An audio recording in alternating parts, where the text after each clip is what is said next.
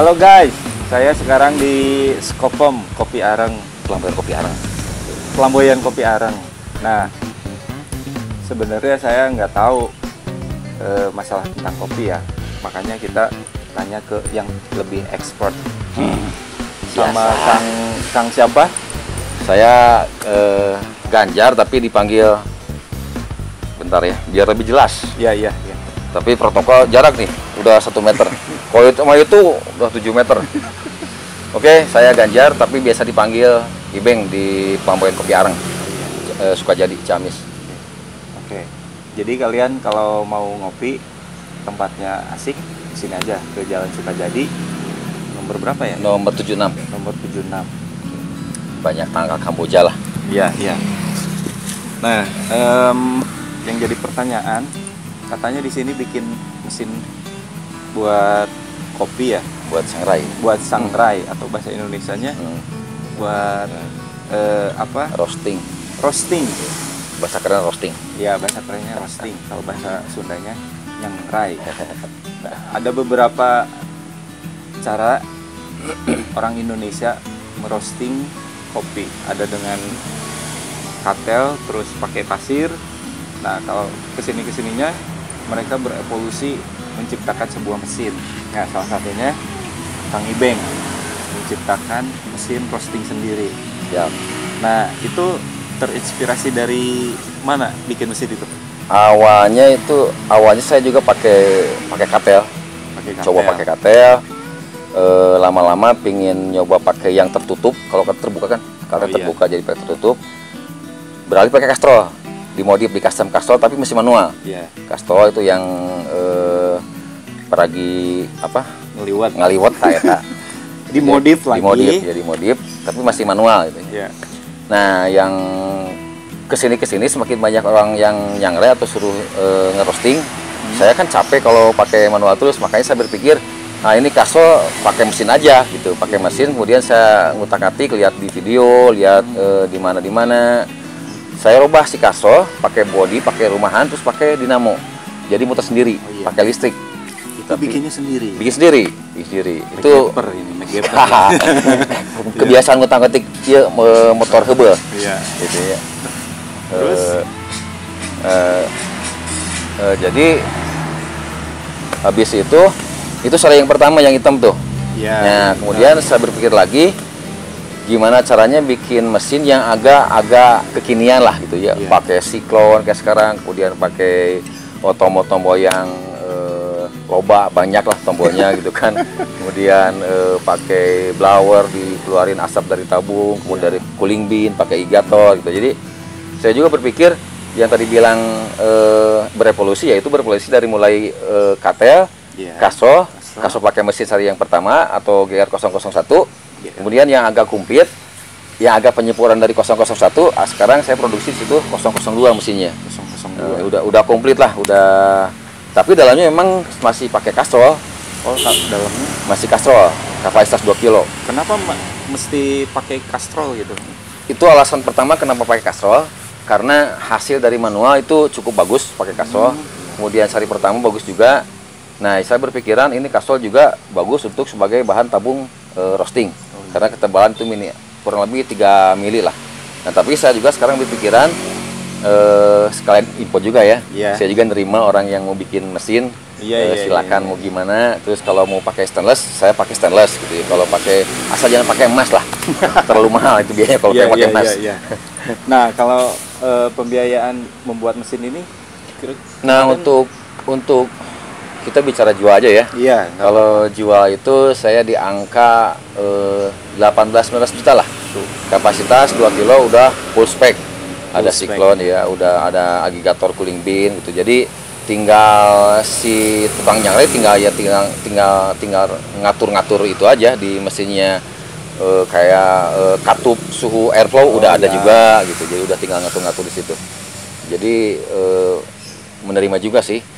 Yang nanya-nanya udah banyak gitu ya. Mungkin ada yang udah mulai masuk juga. Ya mudah-mudahan mesin saya di sini tuh yang tadinya saya nggak tahu apa-apa, saya bukan dari teknik, tapi saya dari perhotelan. Terus tapi bisa menciptakan itu mesin. Gitu. Salah satu potensi orang Ciamis yang keren guys, bisa menciptakan sebuah mesin buat roasting. Belum tentu di kota lain ada gitu. Nah, kalau kalian mau lihat terus mau pesen, silakan aja datang sini. Dengan catatan cobain aja dulu kopinya. Oke. Nah, kalau ada orang lain kesini pengen ngerosting sendiri gitu, Bisa. bisa gitu. Bisa. Saya juga bisa. Misalnya orang lain belum pernah nyangrai dengan pakai mesin. Oke, saya kasih tutor. Saya kasih gitu, silakan gitu. Oh, selain menciptakan mesin, Saya- Pak Ibeng juga ngasih tutor dari Oke, ya. Caranya gimana nyangrai? gimana milih biji kopi yang baik dan bagus dan Iya. enak gimana ya. Malah itu sebenarnya kalau kopi saya ngambil dari petani udah masuk grade 1 lah gitu. Jadi saya juga tidak terlalu pusing untuk menyortir lagi karena udah hasil sortiran yang bagus. Saya beli tinggal sangrai aja udah. Paling tinggal nanti kalau hasil baru kelihatan hasil roastingannya gimana.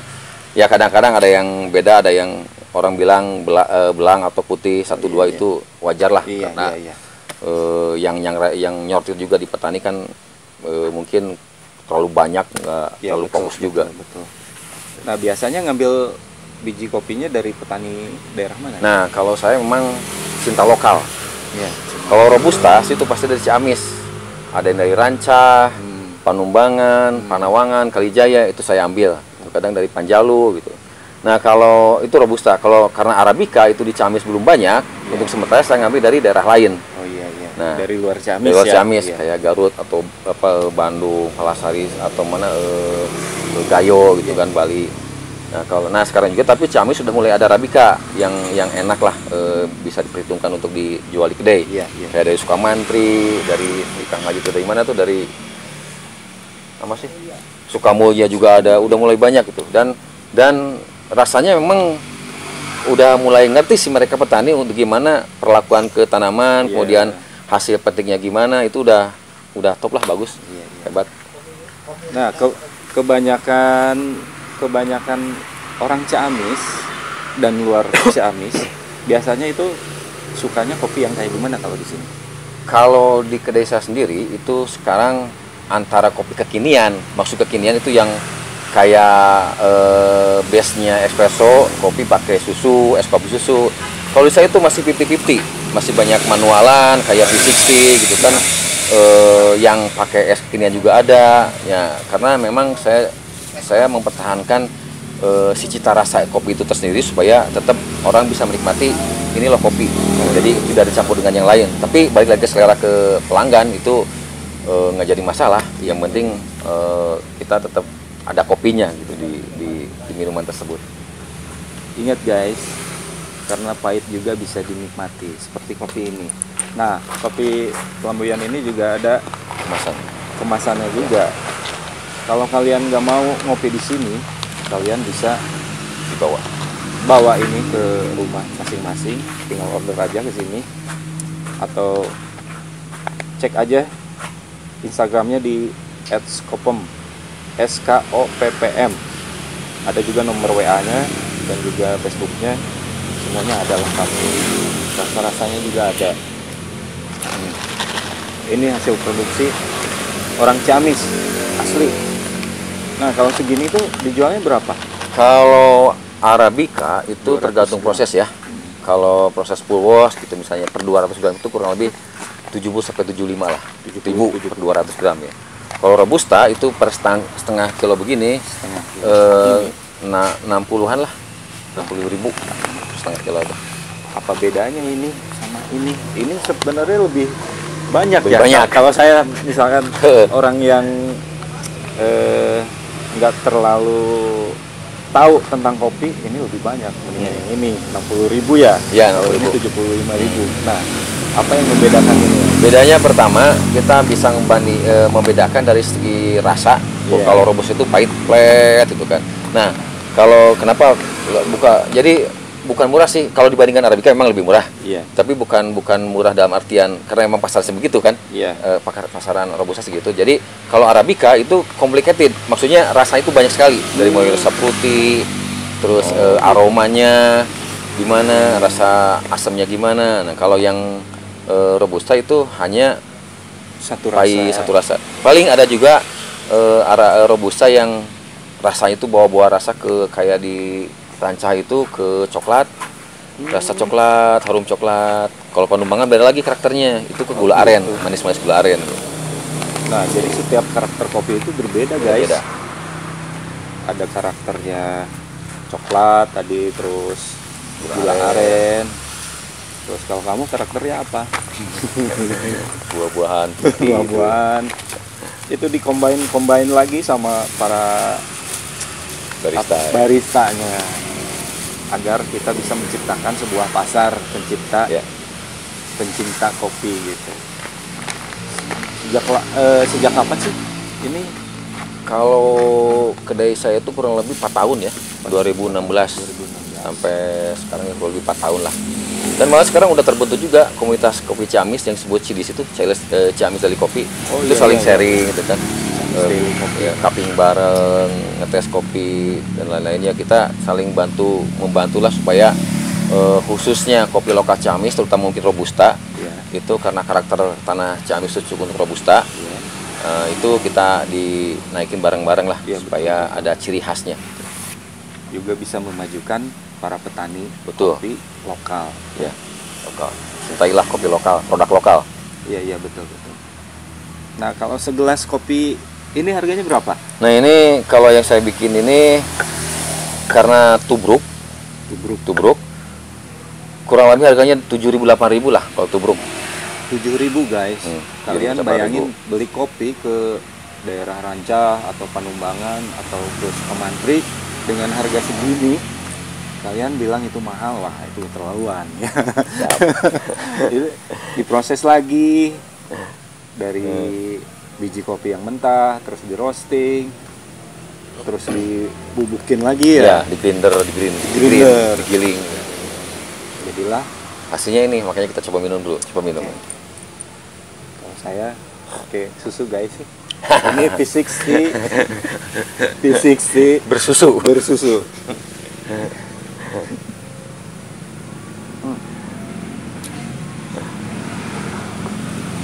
Nah, setelah kalau ngomongin kopi itu, justru sekarang itu mulai banyak bermunculan petani-petani yang memang fokus banget nge-treat treatment tanamannya itu bagus lah, dari mulai awal nanam sampai pembukaan sampai 2 tahun panen dipilih bagus, karena beda banget harga kopi-kopi yang dipilih gitu. Terutama ya petik matang ya, petik matang itu disortir kemudian diolah, barulah kita bisa nikmati di kedai tiap kedai. Nah, balik lagi ke mesin.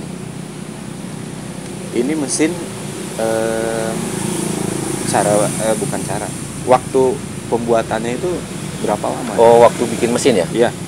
Karena saya tidak punya workshop sendiri, saya nginduk ke teman di bengkel lain, jadi ya estimasi kurang lebih 1 bulan lah.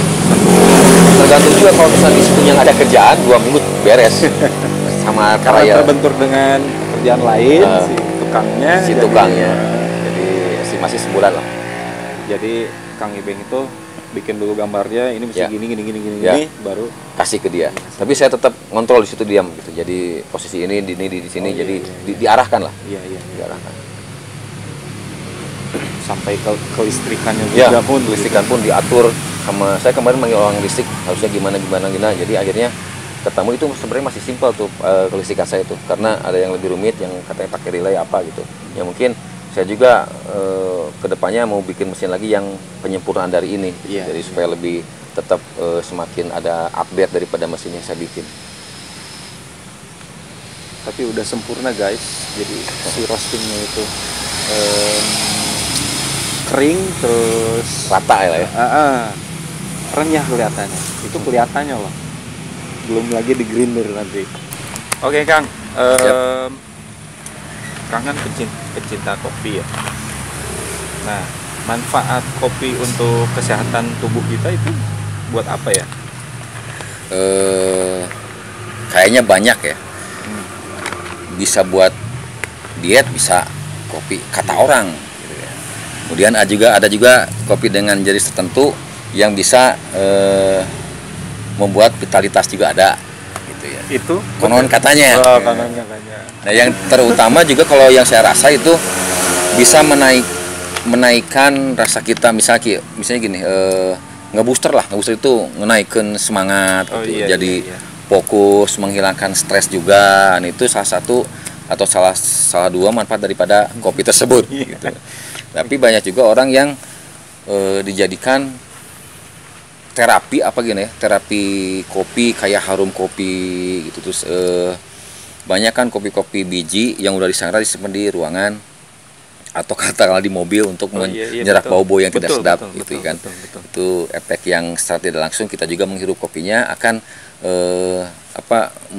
mengcooling down kan, nganyantaikan lah, santuy gitu si pikiran teh, fokus, terus relaksasi lah, relaksasi benar. gitu.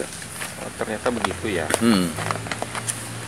Dan juga kalau saya waktu kecil sampai sekarang juga, kalau ada bau-bau mau di ruangan, di kamar ataupun di sepatu biasanya pakai bubuk kopi ya. Yang ternyata kopi juga bisa menyerap bau-bau yang lain. Gitu. Dan ada juga sekarang parfum yang berbau kopi. Ada. Nah, baiknya kopi itu diseduhnya sama gula atau kopi saja? Kalau saya sih kadang pakai gula. Ya, tapi lebih bagus kopi itu diseduh tanpa gula. Guys, gitu. Diseduh tanpa gula gitu. Karena manfaatnya terus ya. Langsung aktif ke tubuh kita.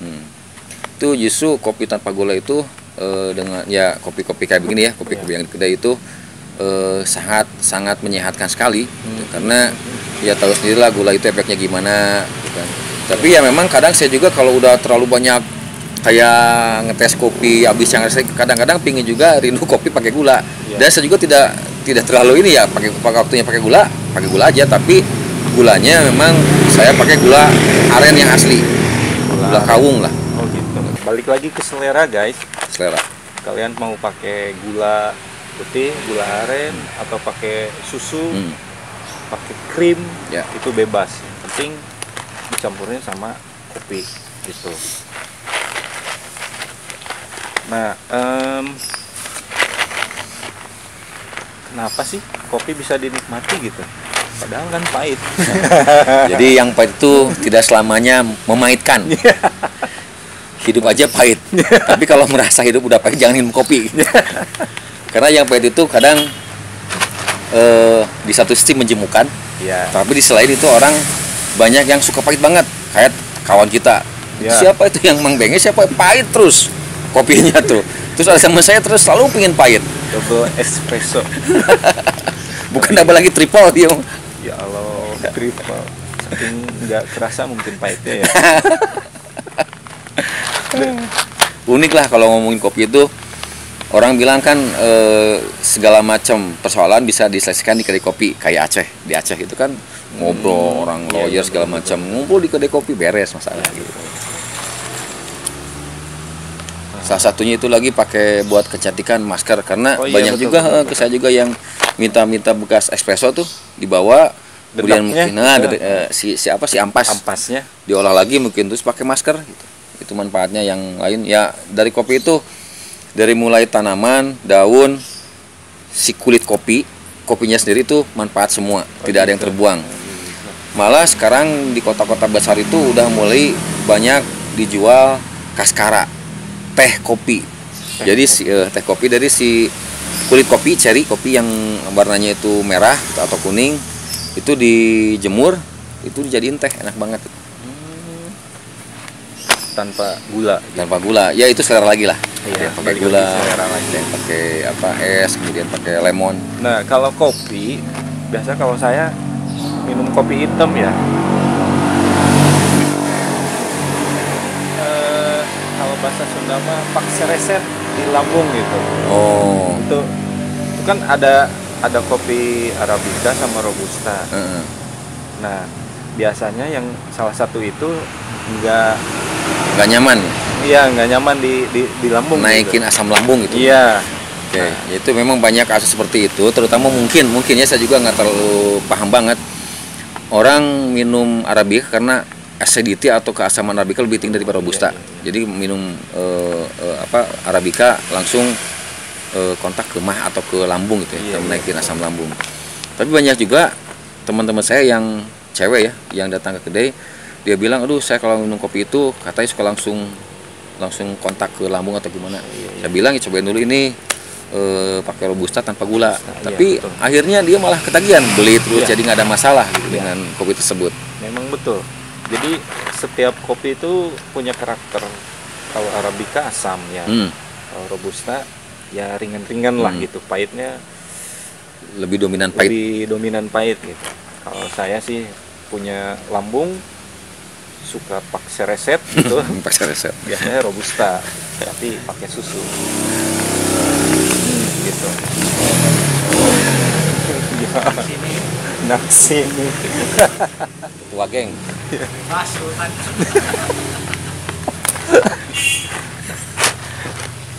Ada filosofi kopi yang mengatakan bahwa ide, inspirasi bisa berasal dari kopi.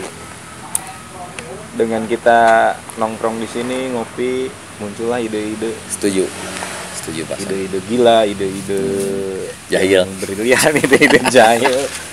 Pokoknya semuanya terkadang ya secara natural kita bisa keluar gitu. Entah dari suasana, entah dari kopinya, entah dari apa gitu. Apakah itu benar gitu, Kang Ibeng? Ya kalau menurut saya baik lagi saya pribadi itu benar. Ya. Pertama, kenapa disebut benar? Misalnya kita lagi bikin skripsi lah katanya. Kalau di kamar jeung barudak jemu gitu jenuh, datang aja ke kedai kopi, banyak orang, jadi pikiran refresh lagi, nge-refresh pikiran dengan minum kopi itu merelaksasi otak. Iya betul. Turun ke hati kemana, jadi orang bisa berpikir dengan jernih kembali. Iya betul. Di samping itu bisa ngebooster itu menyemangati langsung keluar lagi semangat yang baru keluar. Itu benar. Dan saya juga sering begitu. Karena dari kopi mungkin ya bisa muncul ide-ide yang ya bisa seperti apa gitu. Benar. Daripada kita minum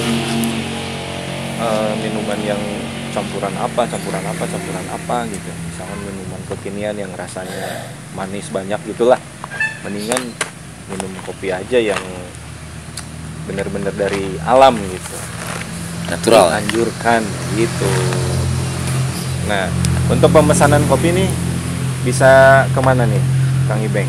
Kalau yang pesan kopi itu bisa langsung datang ke kedai. Ya. Pertama, kedua, atau misalnya saya juga ada naruh nomor HP atau WA atau IG yang bisa diakses langsung. Ya. Atau ke mana aja lah bisa aja gitu, karena kalau Facebooknya di Pelamboyan Kopi Areng, kalau Instagramnya Skopem, ya. SKOPPM. Ada juga nomor WA-nya 082120333772. Ya. Oh iya, ini satu lagi pertanyaan. Kenapa apa kepanjangan SKOPPM? Skopem. Kepanjangannya ada itu heureuy sebenarnya. Heureuy. Dulu sebelum ada merkuri masih gelap. Lampu merkuri. Iya. PJU, penerangan jalan umum. Iya. Itu karena masih agak-agak gelap. Jadi skop PM itu saung kopi poek mongkleng. Oh, gelap gulita gitu. Tuh guys. Saung kopi poek mongkleng. Poek mongkleng itu gelap gulita. Bahasa Indonesianya ya. Karena dulu sebelum ada lampu penerangan di sini agak-agak gelap lah gitu ya. Gelap gitu, redup lah. Cocok buat romantis. Jadi kalian harus datang ke sini buat